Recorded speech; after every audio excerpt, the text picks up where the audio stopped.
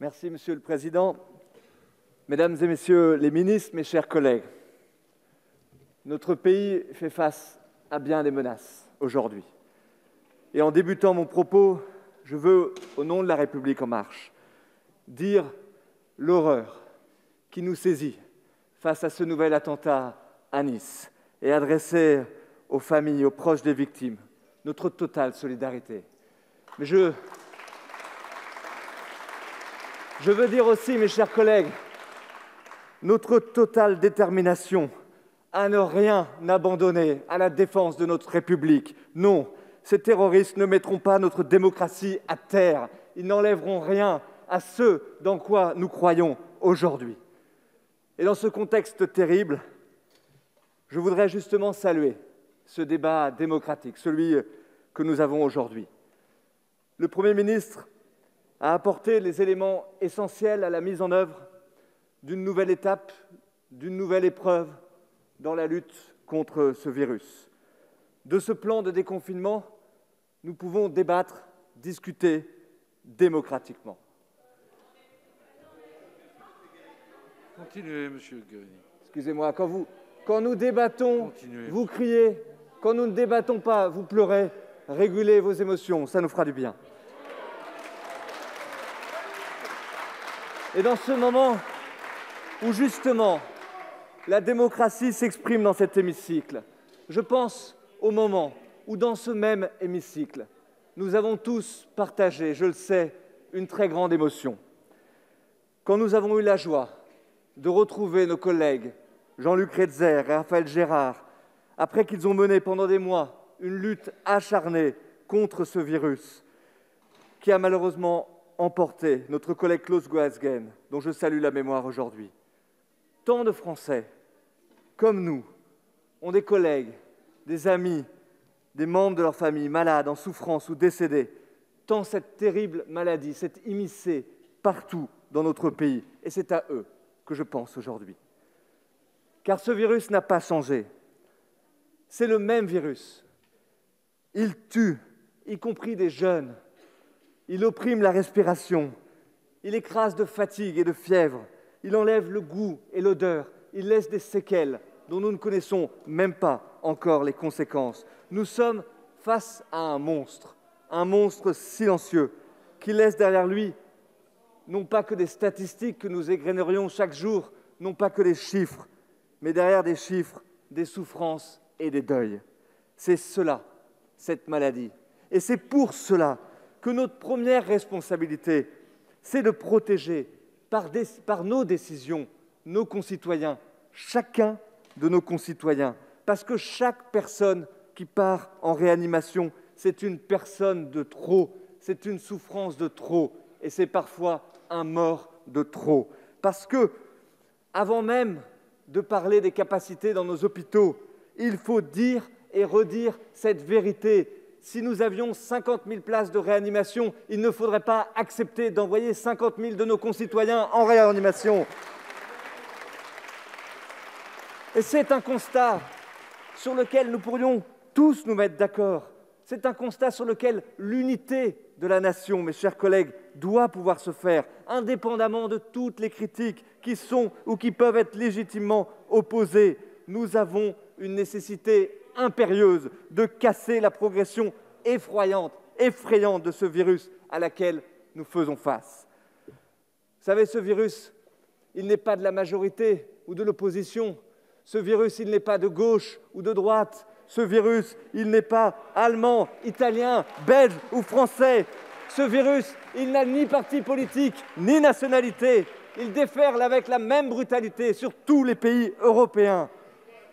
Et face à ce virus, ce gouvernement, cette majorité, derrière le président de la République, a fait un choix constant, celui de placer l'humain, la santé avant toute chose, quoi qu'il arrive, mes chers collègues. Ce choix, nous l'avons fait hier comme depuis le premier jour de cette crise, y compris quand ce n'est pas exactement ce que nous entendions sur les plateaux de télé ou parfois sur les bancs de cet hémicycle. Quand il y a 5 jours, nous votions pour la prolongation de l'état d'urgence sanitaire et que vous votiez contre, Quand il y a 8 jours, le président de la République a annoncé une mesure déjà courageuse, déjà difficile de couvre-feu, et quand d'autres la moquaient.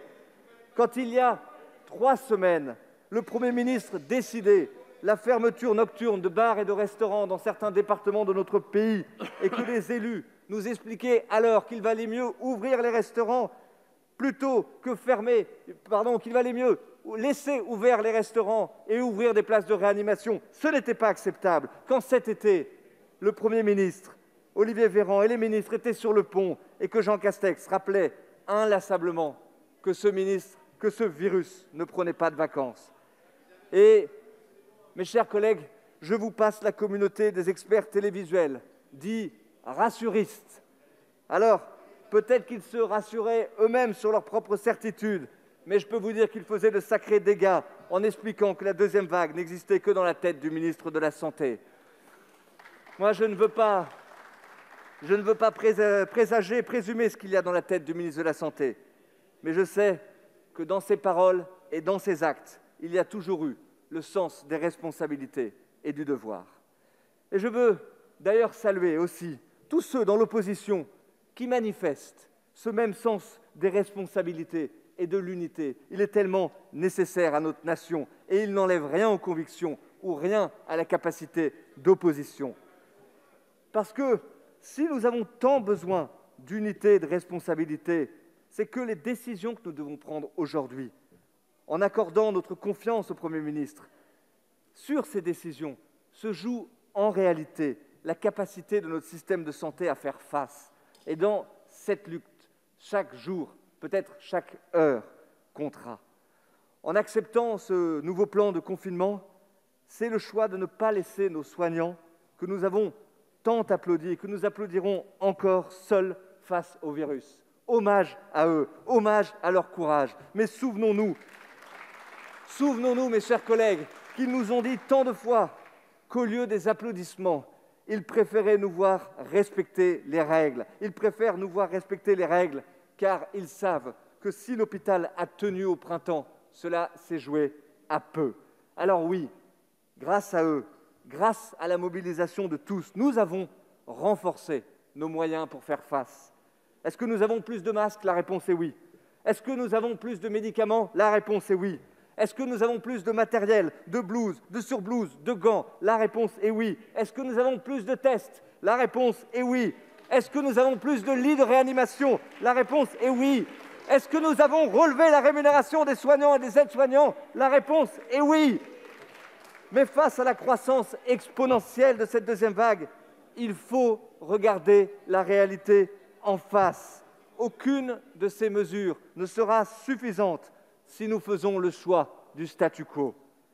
Et prendre des demi-mesures, ce n'est pas un choix non plus.